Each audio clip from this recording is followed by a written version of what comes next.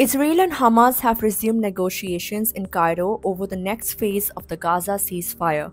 Egyptian officials confirmed that intensive discussions are underway, with mediators from Qatar and the US also present.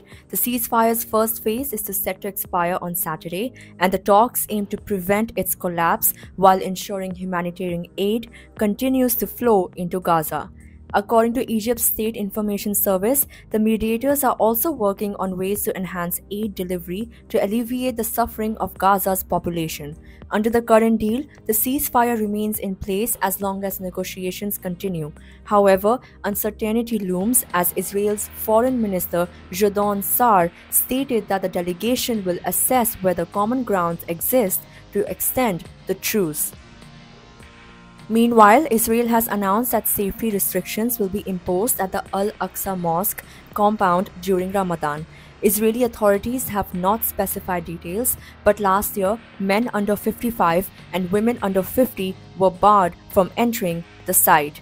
Thousands of Israeli security forces had also been deployed across Jerusalem's Old City.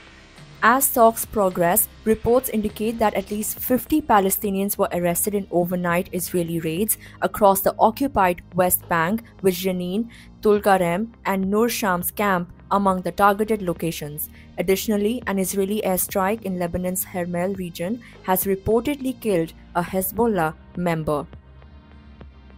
In Gaza, tensions remain high. A Palestinian was killed in an Israeli drone strike in Rafah, while Israeli naval forces fired at fishermen of Gaza City, injuring at least 2, according to reports.